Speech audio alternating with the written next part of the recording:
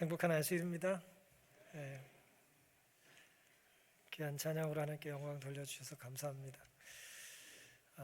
조금 늦게 오시는 분들 때문에 자리를 또 양보해 주신 분들 감사합니다. 늦게 오신 분도 감사하고요. 예, 행복한 안식일 모두 되기를 바랍니다. 누가복음 19장 말씀 읽겠습니다.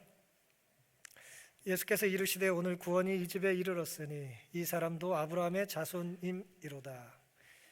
인자에 온 것은 잃어버린 자를 찾아 구원하려 함이니라. 우리가 잘 아는 삭개오의 이야기입니다. 삭개오에게 주님이 어떤 분이셨는지를 오늘 함께 살펴보겠습니다. 주님은 삭개오의 삶의 현장에 직접 다가가셔요. 이론으로 또 상상으로 생각으로 다가가신 게 아니라 직접 다가가십니다. 내가 네 생각 많이 하고 있다. 근데 바빠서 요즘 못 간다. 그러신 분이 아니고 직접 삭개오의 삶의 현장으로 이제 다가가세요. 삭개오가 살던 곳은 여리고의 광장이었습니다. 그의 일터였죠. 누가복음 19장 1절입니다. 예수께서 여리고로 들어가시더라. 여리고에 누가 살아요? 삭개오만 사는 건 아니죠. 근데 그날 삭개오가 예수님을 만났기 때문에 이제 이것이 부각이 되는 것입니다. 삭개오라 이름하는 자가 있으니 그의 직업은 세리장이고 또 자기 직업에 충실하다 보니까 부자가 됐어요. 또 부자가 되려고 택한 직업이기도 하죠. 3절 저가 예수께서 어떠한 사람인가 하여 보고자 하되, 우리가 잘 아는 것처럼 그분의 키가 작아요. 얼마나 작은지 모르겠지만 작아요. 태어날 때부터 작았는지 어쩌다 작은지는 잘 모르겠지만 작습니다. 사람이 많아 할 수 없어. 앞으로 달려가 보기 위해 뽕나무에 올라가니 이는 예수께서 그리로 지나가시게 되미로라. 삭개오의 삶의 현장 여리고 광장으로 예수님께서 이제 다가오셨고요. 또 오시는 예수님을 맞으려고 삭개오는 다가갔던 것입니다. 그런데 말이에요, 우리가 하루를 잘 살고 나면 그날 저녁에 자기 전에 무슨 생각 들어요? 오늘 같은 날 예수님이 오시면 난 구원 받는다. 그런 생각이 들 때가 있습니다. 근데 하루를 못 살았어요. 큰일 났어요. 근데 그런 날은 예수님 오시면 돼야 안 돼요? 꼭 공부하는 날 쪽지 시험 보자 그러고, 그렇죠? 그런 겁니다. 컨디션이 좋지 않은데 막 같이 게임하자고 그런단 말이에요. 컨디션 좋을 때는 도전 안 하고. 우리의 삶이 그래요. 우리의 삶의 현장에서 때로 우리의 형편이 좋을 때 누군가 나에 대한 소식을 들으면 얼마나 좋겠습니까? 그렇죠? 근데 내가 아주 바닥을 치는데 자꾸 사람들이 나를 소개해 달라는 거예요. 그럼 나에 대한 누가 좋은 얘기를 하겠습니까? 괴로운 거죠.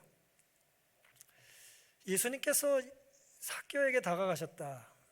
여리고의 광장에 있는 삭개오를 만나러 가셨다라고 하는 이야기는 삭개오가 어떤 사람인지 몰라서 가신 게 아니잖아요. 그렇죠?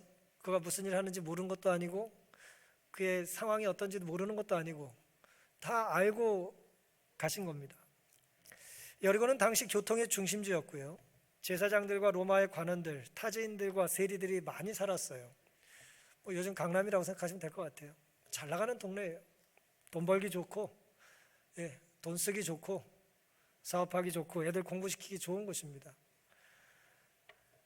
저는 역세권은 들어봤는데 학세권이라는 말은 제가 잘 몰랐어요. 학군이라는 표현을 전 썼는데 어떤 젊은 집사님이 학세권이라는 표현을 쓰더라고요. 그런 곳이에요. 동포들에게 미움을 받던 세리장이었고요. 따라서 부정과 강탈이라고 하는 이름으로 삭개오는 평가를 받았어요. 그 일을 하는 걸 보니까 그 사람은 좋은 사람이 나쁜 사람이에요. 직업으로 그 사람을 평가하는 거예요. 그 직업을 택한 거 보니까 그 사람은 좋은 사람이 나쁜 사람이에요. 안 좋은 사람이에요. 왜 그럴까요? 그 일은 안 좋은 사람이 하는 일이니까. 동족들을 괴롭히고 또 세금을 좀 많이 걷어내고 로마에서 정해준 세 이외에 내 능력껏 이제 받아내는 게 그 사람의 재주니까 계속해서 이제 그런 동포들에게 좋은 소식을 듣지 못한 것입니다. 세리장이고 부자였던 것은 어떻게 보면 당연한 결과였죠. 그런 삭개오를 예수님이 만나러 가신 겁니다. 그런 삭개오가 일하고 있는 여리고로 가신 거예요. 그분은 순결과 행복과 영광의 하늘 조정을 버리시고 잃어버린 한 마리 양, 곧 죄로 말미암아 타락한 한 세계를 구원하시려고 오셨다. 한 세계 안에 그날의 주인공이 삭개오예요. 한 사람을 구원하면 한 세계가 구원을 받는 거죠. 아프리카 속담에 아이 하나 키우려면 모든 마을이 다 동원돼야 된다고 그러잖아요. 그렇죠? 그런 겁니다. 한 어른이 사라지면 한 도서관이 사라진 것 같은 그런 상실감. 한 사람이 한 세계라는 것입니다. 그 사람이 우리가 어린 아이를 하나를 구하면 아이 하나를 구한 게 아니에요.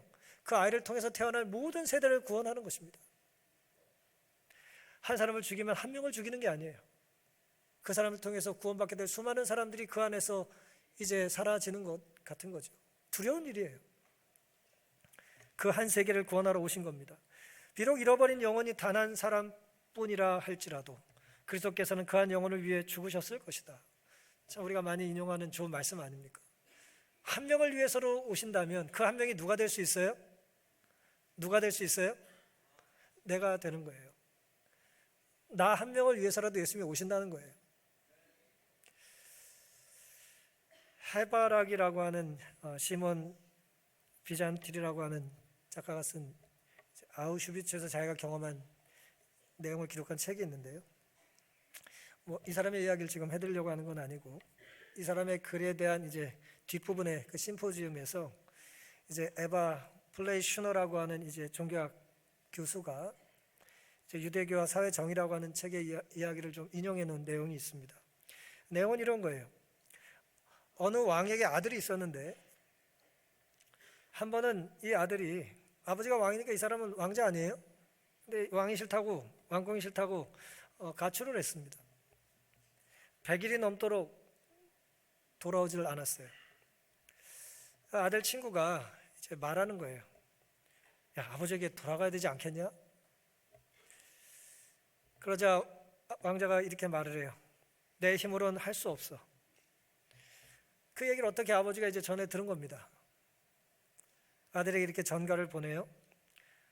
우선 네가 올 수 있는 데까지 오거라. 그러면 나머지 길은 내가 마중을 나가겠다. 하나님도 이런 비슷한 이야기를 하시는 겁니다. 내게 돌아오거라. 그러면 나도 너에게 돌아가마. 삭개오가 이제 그런 사람이에요. 예수 우리에게 다가오시는 것이 그런 것입니다. 주님을 향해 마음을 열고 주님을 만나러 일어나 달려가 그날 삭개오는 이제 나무에 오르지 않습니까? 주님을 만나기 위해 마음의 준비를 하며 사시기를 간절히 바랍니다. 이 예배 행위가 예배를 통해서도 하나님을 만나지만 이 예배를 통해서 우리는 매번 하나님을 만나러 가는 준비를 하는 거예요. 가정에서부터 또 금요일 해가 질 때부터 아침에 일어나 세수를 하고 또 머리를 만지면서 우리는 다 뭐 하는 거예요? 주님을 맞을 준비를 하는 것입니다. 사람들은 하지만 삭개오가 키가 작고 인정받지 못하던 사람이기 때문에 그를 그 울타리에 넣어주지를 않아요. 이 삭개오가 들어갈 소그룹이 있어요, 없어요? 죄인 소그룹 그런 게 없단 말이에요. 받아주지를 않는 것입니다. 그래서 삭개오는 용기를 냈어요. 절실했기 때문에. 그리고 나무를 이제 오르게 됩니다. 어디서 이런 용기가 났을까요? 화이선 이렇게 기록하셨습니다. 삭개오는 예수께 대해 듣고 있었다. 배척받는 계급의 사람들에게 친절하고 공손하게 대하시는 분이란 소식이 멀리 퍼졌었다. 나에게도 친절한 분이 있다는 거예요. 이 세리장 마음속에도 보다 나은 생애를 살고자 하는 욕망이 일어났다. 전 화이세 이런 표현을 참 좋아해요. 보다 나은 사람이 되고자 하는 욕망, 보다 괜찮은 사람이 되겠다는 결단. 참 아름다운 일이죠. 여리고에서 불과 몇 킬로 되지 않는 요단강에서 전에 침례 요한이 전도하였으므로 삭개오는 그 회개하라는 초청을 들었었다. 하나님 앞에 죄인임을 느꼈다. 또한 예수에 대하여 들은 말로 그의 마음속은 희망으로 불타올랐다. 회개, 즉 생애의 개혁은 그에게도 가능한 것이었다. 새 선생의 가장 신임받는 제자들 중 한 사람도 세리가 아닌가. 누구예요? 레위 마태. 그의 전직이 세리였잖아요. 나와 똑같은 일을 하던 사람이 예수님의 제자가 되어 이제 12사도 중에 하나가 됐으니 용기를 갖게 된 것입니다. 삭개오는 그가 깨달은 확신을 따라서 즉시 그가 약탈한 것을 피해자에게 반환하기 시작했다 그랬습니다. 율법을 따르기 시작하는 것, 죄를 멈추는 것은 주님께 향하는 가장 확실한 걸음이라는 것을 기억하며 살게 되시기를 간절히 바랍니다. 주님은 오늘 우리 각자의 여리고로 다가오시고 마중 나오실 예수님을 맞을 준비를 오늘 우리의 삶의 현장에서 구체적으로 해보시기로 결심하지 않으시겠습니까? 주님은 삭개오에게 또한 친히 그 집에 다가가시겠다고 하시는 분이에요. 집에 가서 함께 식사를 하는 사람을 우리 뭐라고 부르죠? 뭐라고 불러요? 식구인데 식충이라고 말한 거 아니죠? 예. 식구입니다. 예. 밥 해주는 걸 너무 힘들어하지 마셔요. 예. 힘들지만 기도 많이 하시고 열심히 차려주시고 또 잡수시기 바랍니다. 5절 6절입니다. 예수께서 그곳에 이르사 우러러 보시고 이르시되 삭개오야 속히 내려오라. 내가 오늘 내 집에 유하여야 하겠다 하시니 급히 내려와 즐거워하며 영접했다고 기록하고 있습니다. 다른 집이 아니라 누구 집으로 가셔요? 누구 집이요? 삭개오라고 대답하시면 안 되고 누구 집이요? 예. 이 집은 내 집이 아닙니다. 지금 월세입니다. 그러지 마시고 내 집으로 오신단 말이에요. 내 공간으로 구체적으로 친밀하게 다가오신다는 거예요. 여러분, 제가 짧은 인생 살면서 하던 일이 목회다 보니까 이분 저분 많이 얻어먹지 않았겠어요? 예? 많이 얻어먹고 살았습니다.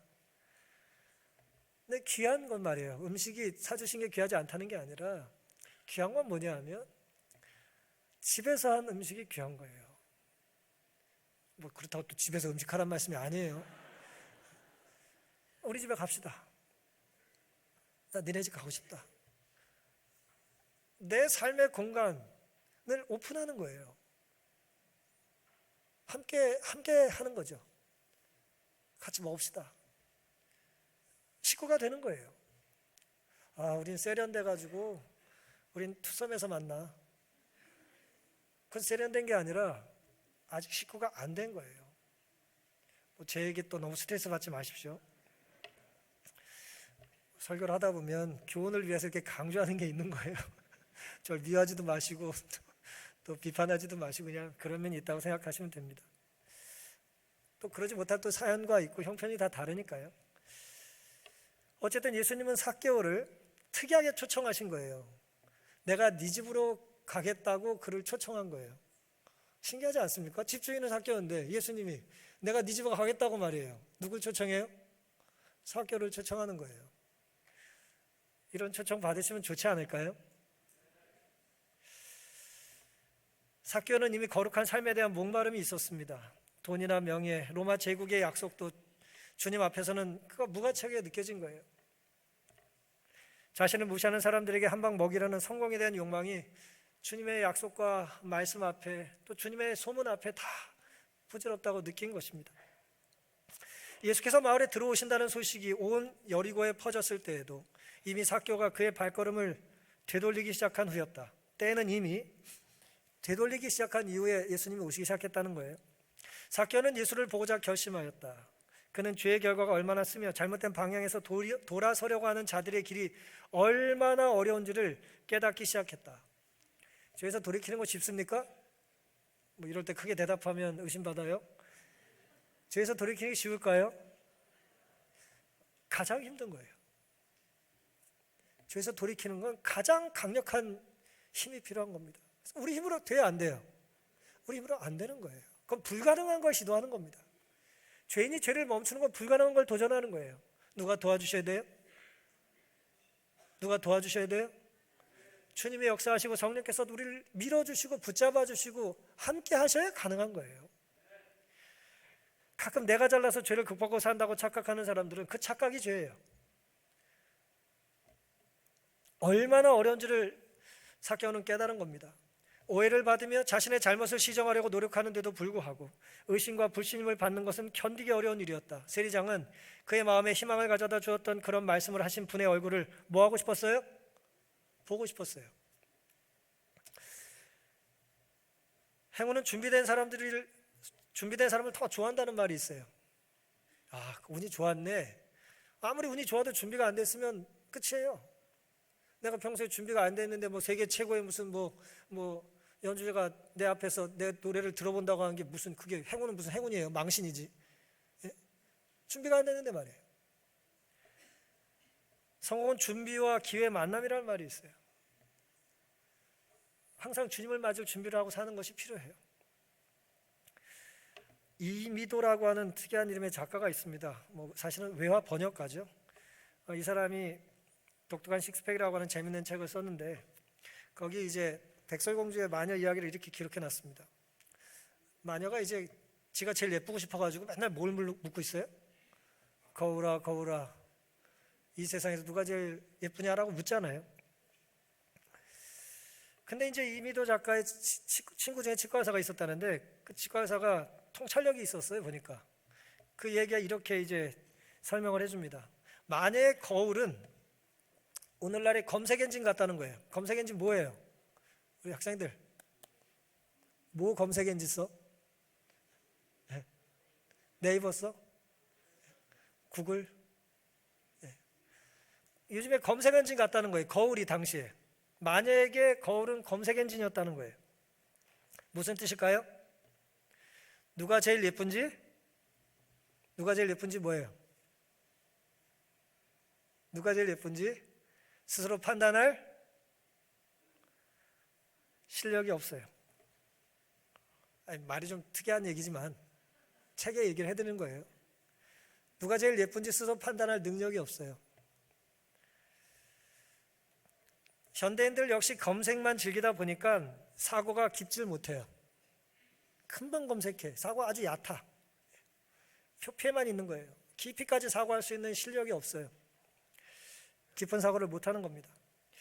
하지만 그날 삭개오는 달랐어요. 사람들의 말을 묻고 그들의 여론에 따라서 행동한 게 아니죠. 자기 안에 역사하신 성령의 음성에 뭐 한 거예요? 순종한 거예요. 거울아 거울아 물었으면 이날 삭개오는 못 가요. 제가 가도 됩니까? 물으면 안 껴줘. 네 자리는 없어. 그리고 자꾸 옆으로 밀쳐요. 네가 양심이 있냐? 네가 어디라고 함부로 라고 말을 하는 거죠. 하지만 삭개오는 달랐다는 거예요. 사람들에게 묻지 않고 성령의 인도하심을 과감히 쫓은 것입니다.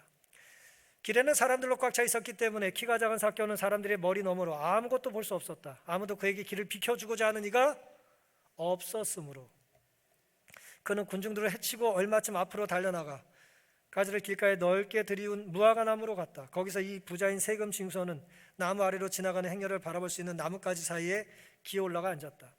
운집한 군중이 가까이 와 지나갈 때 삭개오는 그가 보고자 원했던 분의 모습을 찾아내려고 열망하는 눈으로 살펴봤다 그랬어요. 열망하는 눈으로.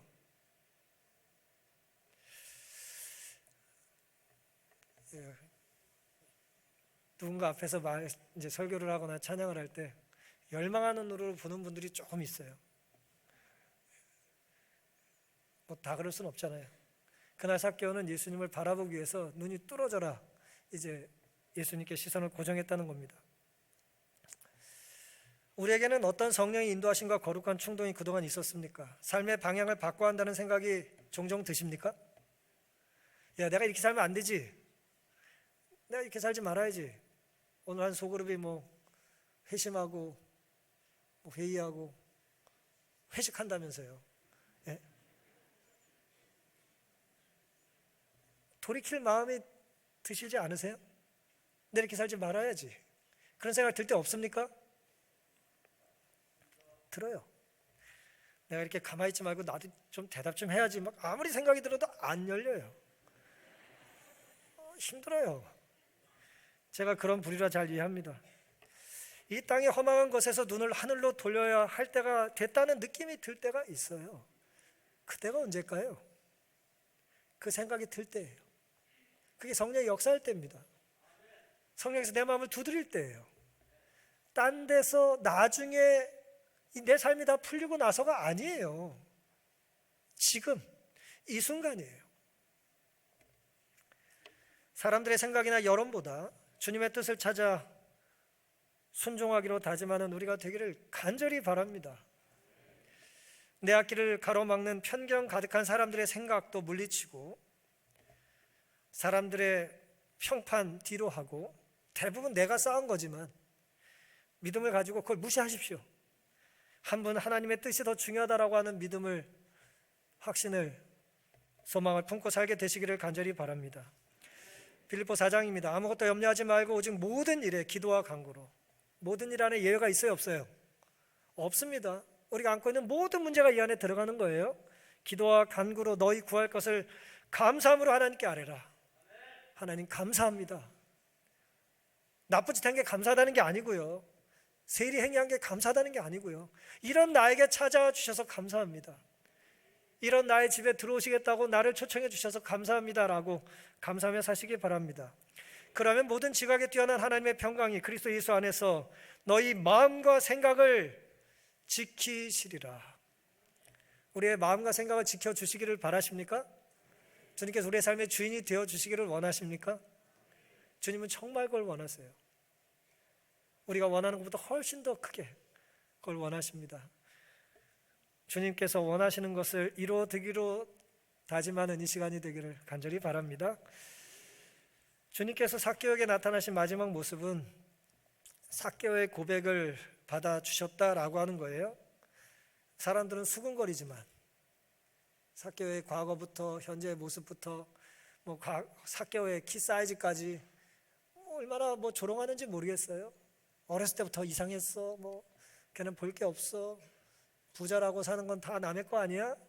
얼마든지 그는 사람들이 물어뜯기 좋은 삶을 살았던 사람인데 말이에요. 그런 수근거림 속에서 주님께서는 삭개오의 내면의 고백을 들어주셨다는 겁니다. 그의 신앙 고백을 받아주셨어요.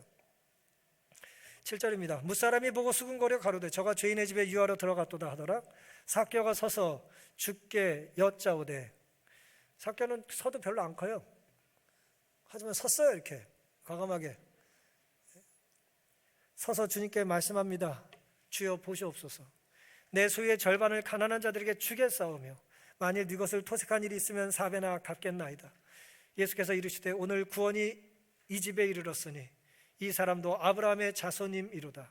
인자의 온 것은 잃어버린 자를 찾아 구원하려 함이니라 그랬어요. 오늘 우리 각자가 잃어버린 한 사람일 수가 있어요. 그리고 언젠가 잃어버렸다가 구원받은 사람들입니다. 그리고 지금은 잘 나가지만 언젠가 잃어버림을 당할 수 있어요. 이 말씀을 꼭 기억하시기 바랍니다. 주님, 내가 잘 나가고 전도 유망하고 가능성이 많고 투자해 놓으면 괜찮을 것 같은 무슨 대단한 무슨 실력이 있어 보여서가 아니라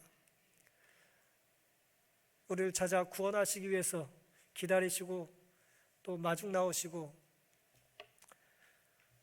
우리에게 사랑의 시선을 거두지 않으시는 분이라는 것입니다.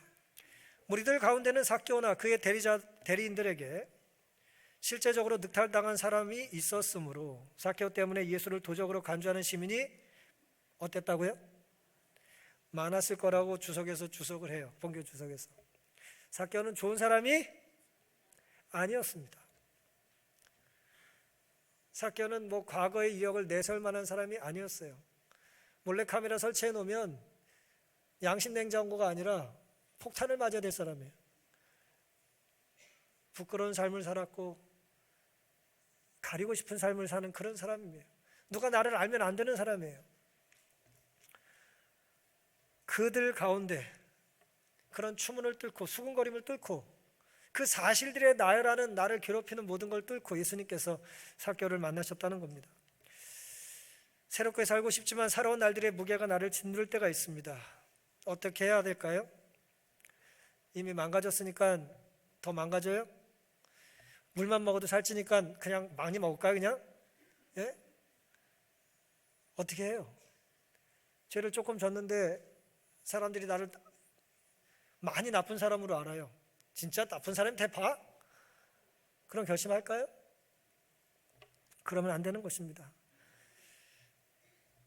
제사장들과 랍비들의 불평의 소리와 군중의 외치는 환영 소리를 넘어서 세리장의 말로 표현하지 않은 소원을 예수의 마음에 호소하였다.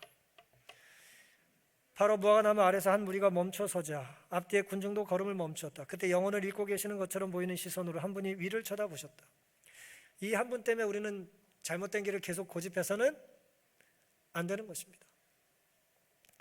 주님은 삭개오의 내면의 소리를 들으셨고요, 군중들의 수군거림을 무시하셨어요. 제사장과 랍비들은 불평을, 군중은 환영을, 그리고 삭개오는 내면의 소리를 내고 있습니다. 어느 소리가 클까요? 물리적으로 어느 소리가 크겠어요?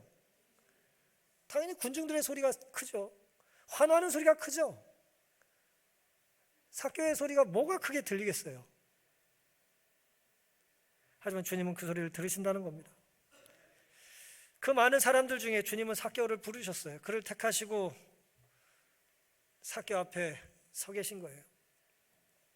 군중들은 길을 비키고 삭개오는 꿈속에서처럼 걸어서 자기 집 쪽으로 길을 인도하였다. 삭개오는 매우 가치없는 그에게 몸을 낮추신 그리스도의 사랑과 겸양을 보자 감동되고 놀라 침묵하였다. 이제 새로 발견한 그의 주님에게 사랑과 충성을 나타내려고 그는 입술을 열었다. 삭개오는 그의 자복과 회개를 공표할 것이다. 자신의 소유를 가난한 자들에게 나눠주겠다고 약속했고요, 그런 삭개오의 약속은 이미 이루어지고 있었다 그랬잖아요. 삭개오는 성령의 깨우치심에 복종하였고요, 그리스도의 사랑에 대한 삭개오의 첫 응답은 가난하고 고통당하는 자들을 동정하는 데서 나타났다. 삭개오는 성령의 감화에 복종하자마자 성실에 위배되는 모든 행위를 뭐 했어요? 버렸어요. 삶의 태도가 바뀐 거예요. 생각이 바뀌면 행동이 바뀝니다. 개혁이 따르지 않는 회개는 참된 회개가 아니다. 두려운 말씀이지만 사실이에요. 회개한다고 하고 회개의 열매가 맺히지 않으면 그건 가짜예요. 그건 회개를 갈망한 게 아닙니다. 용서를 갈망한 게 아니에요. 가장 귀한 게 뭔지를 그는 아직도 모르는 거예요. 하지만 그걸 아는 사람의 삶은 바뀔 수밖에 없습니다. 그리스도의 의는 자복하지 않고 버리지 않는 죄를 덮는 외투가 아니다. 품성을 변화시키고 행동을 제어하는 것이 생애의 원칙이 됩니다. 거룩함이란 하나님께 전체를 바치는 것이며 마음속에 있는 하늘의 원칙에 마음과 생애를 완전히 복종시키는 것이다. 조금만, 부분만이 아니고요, 한동안만 아니고요, 한때만 아니고 내 삶의 전부를 드리는 거예요. 그게 아깝지 않은 것입니다. 주님은 삭개오에게 손님이 아니라 주인이 되어 주셨기 때문에 이것이 가능했던 것입니다. 사람이 그리스도를 개인의 구주로서 영접할 때 구원이 그 영혼에게 이른다. 삭개오는 그저 지나가는 손님처럼 그의 집에 그리스도를 영접한 것이 아니라 영혼의 성전에 거하시는 분으로 그를 영접하였다. 이런 영접이 우리에게도 있기를 간절히 바랍니다. 예수님을 아는 것, 예수님을 모시는 것, 그게 다가 아니에요. 예수님을 손님으로 모시는 건 온전히 섬기는 게 아닙니다. 예수님을 어떻게 섬겨야 돼요? 주인으로 섬겨야 돼요. 그러니 주인인 주님은, 우리의 삶의 주인인 주님은 우리 집에서도 나를 뭐 하실 수 있어요? 나를 초대하실 수 있는 거예요. 그걸 내 거라고 하는 순간 주님은 주인이 되실 수가 없는 거예요. 주님의 우리의 모든 삶의 영역에서 주인 대접을 받고 사실 수 있도록 우리의 시간과 우리의 재정과 우리의 재능과 우리의 미래까지라도 주님께 맡겨드리기를 다짐하는 이 시간 되면 정말 좋겠습니다. 오늘 주님 보시기에 우리도 삭개오처럼 신앙 고백을 새롭게 하면 좋겠습니다. 주님이 우리의 신앙 고백을 받아주고 계시니 살아야겠다 다짐하면 좋겠습니다. 두렵고 힘들지만 한번 개혁해 보자고 다짐해 보지 않으시겠습니까? 감사합니다. 생텍쥐베리가 쓴 인간의 대지라고 하는 책이 있습니다. 인간의 대지, 기요메라고 하는 생텍쥐베리의 친구 이야기인데요. 남미와 유럽을 왔다 갔다 하면서 이제 우편물로 옮기는 그런 이제 비행기 조종사였잖아요. 근데 기요메가 안데스 산맥을 횡단하다가 눈보라 속에서 5일간 행방불명이 돼요.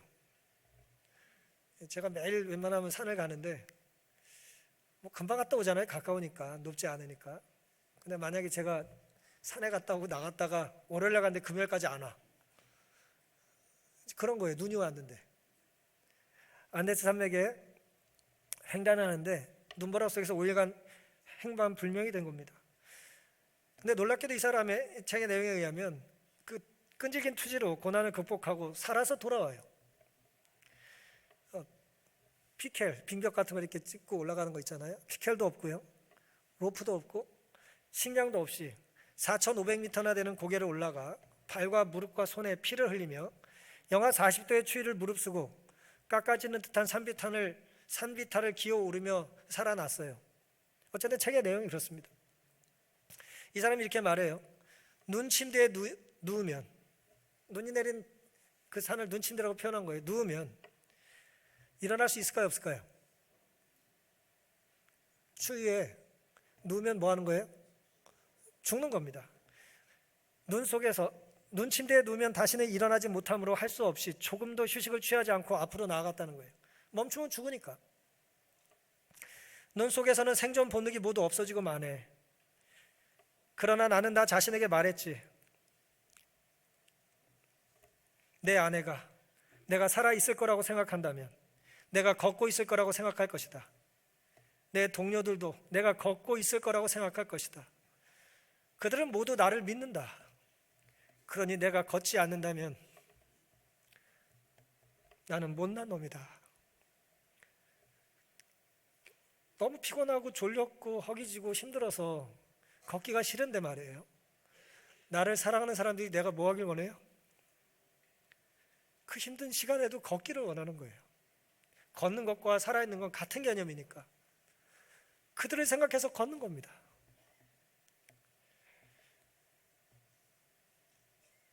그러니 내가 걷지 않는다면 나는 못난 놈이다. 한번 일어나자. 그대는 이틀 밤과 사흘낮을 걸었다. 나는 종말이 가까이 온 것을 여러 가지 징조로 짐작했네. 마지막 무렵에는 기억력이 없어지더군. 떠난 지가 벌써 오래되었는데 무슨 생각이 퍼뜩 들더란 말이야. 그때마다 나는 무엇을 잊은 것이 생각났어. 그 얼음 위를 걷고 쉬고 하던 중에 첫 번째, 몽롱하던 중에 이제 생각이 난 거예요. 첫 번째가 장갑 한 짝이 생각났다는 거예요. 그 혹독한 추위에 그것은 중대한 일이었지. 나는 그것을 앞에 내려놓았다가 다시 집어들지 않고 떠난 것이었네. 어떤 이유인지 이제 손을 장갑 벗고 이렇게 만지다가 너무 힘드니까 그걸 놓고 걸은 거예요. 그것도 잊어버리고 있다가 기억력이 없어지고 나니까요. 그 다음에는 시계였어. 그 다음에는 주머니 칼이었고 또 그 다음은 나침판이었네. 하나씩 잊어버리면서 걷고 있다는 걸, 걸으면서 잊어버린 걸 기억하고 있는 거예요. 멈출 때마다 나는 점점 더 가난해졌네. 그랬어요. 흥미로운 표현이죠. 멈출 때마다 내가 좀 더 가난해져요. 시계도 없어지고 장갑도 없어지고. 가만히 멈춰 있으면 난 부자로 살 수 있어요. 네? 그냥 유지하고 살 수 있는 거죠. 하지만 이 사람은 살기 위해서 움직였고 기억력이 가물가물하던 중에 하나씩 잃어버렸다는 것입니다. 생명을 구해주는 건 한 발을 내딛는 것일세. 그리고 또 한 걸음 언제나 같은 발걸음을 다시 시작하는 거라고. 죽지 않을 계속 그냥 걷는 거예요. 시체 걷듯이 그냥 막 걷는 거예요. 그냥. 기욤의 위대함은 자기의 책임을 느끼는 데에 있다. 자기에 대한 책임. 생텍쥐의 평가예요. 자기에 대한 책임. 그의 위대함은 자기에 대한 책임이라는 거예요. 무슨 책임이 있을까요, 이 사람이? 이 사람이 나르는 일을 했으니까 우편물과 희망을 품고 있는 동료들에 대한 책임. 소식을 전해줘야 되잖아요. 내가 전화를 당해서 당신들의 편지를 전해주지 못해 미안합니다. 전해줘야 될 거 아니에요. 나를 기다리는 동료들에 대한 책임. 네가 살아 돌아오길 우린 기도하고 기다렸어. 그는 저들의 근심이나 기쁨을 좌우할 수 있다. 이 유명한 말입니다. 사람이 된다는 것은 바로 책임을 안다는 것이다. 누가 사람이에요? 밥 먹는 게 사람이 아니고요. 밥도 먹어야죠. 사람이 된다는 건 책임지는 삶을 외면하지 않는 것입니다. 자기 탓이 아닌 것 같은 곤궁 앞에서 부끄러움을 아는 것입니다. 내가 이대로 멈추면 안 되지. 내가 포기하면 안 되지. 내가 막 살면 안 되지. 삭개오처럼 한 번도 뛰어보지 않지만 뛰고, 한 번도 올라본 적 없지만 나무에 오르고, 한 번도 살아보지 않았지만 옳은 일을 선택해 보는 것입니다. 세리로서의 삶을 마감하고 하나님의 자녀로서의 책임감을 새롭게 시작하는 거예요. 하나님의 자녀라고 하는 인식, 예배자로 살겠다라고 하는 그 거룩한 다짐을 새롭게 하는 것입니다. 자기 의지로 세상을 세우는 데 이바지한다고 느끼는 그것이다. 살아야 될 이유를 기욤에는 아내와 동료, 우편 조종자로서 자기의 그 책임감에서 찾았다는 것입니다.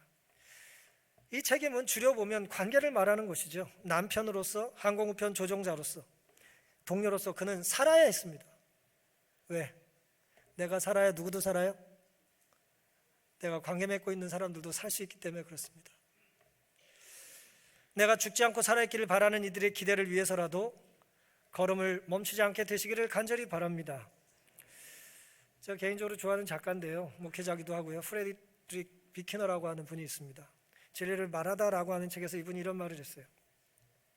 삭개오는 사기꾼으로 뽕나무에 올랐다가 뭐가 돼서 내려와요? 뭐가 돼서 내려와요? 성자로 내려옵니다. 만사를 가능케 하시는 하나님이 없다면 달팽이처럼 등에 지고 다니는 세상의 어둠을 버린다는 건 누구에게든 불가능하다 그랬습니다. 우리 각자가 다 등에 지고 다니는 등짐이 있습니까? 없어요? 난 싱글이라 짐이 없어요? 사랑한다는 건 짐을 지는 겁니다.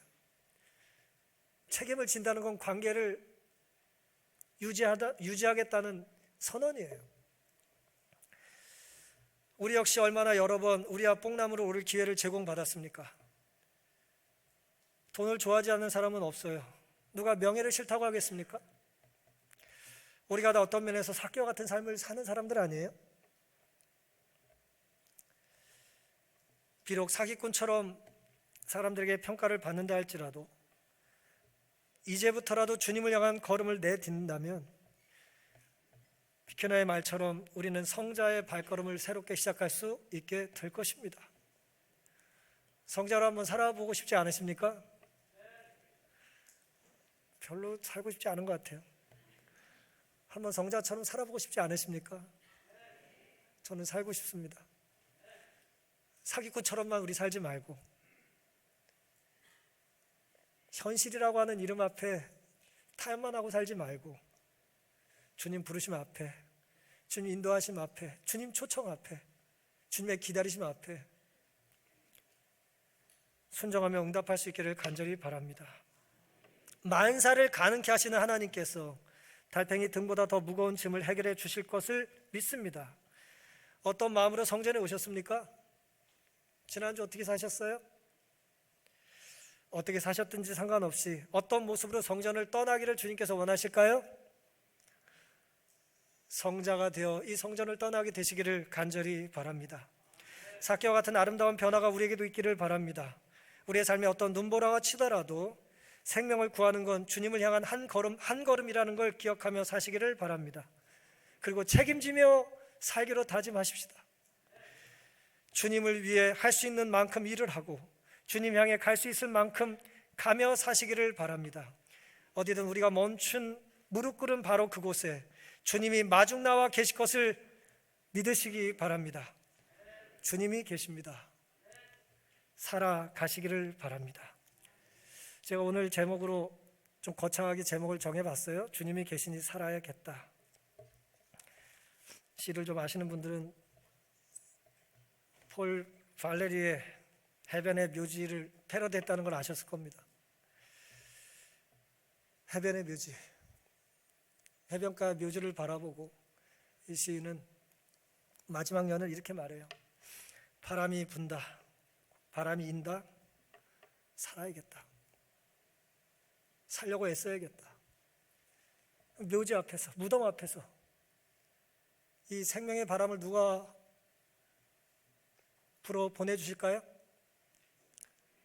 하나님은 오늘 우리가 뭐 하길 원하세요? 살기를 바라십니다. 살기를 바라시는 하나님이 보내주시는 거룩한 바람에 힘입어 살기로 다짐하는, 살아야겠다고 다짐하는 우리 모두가 되기를 바라면서 오늘 말씀을 마치겠습니다.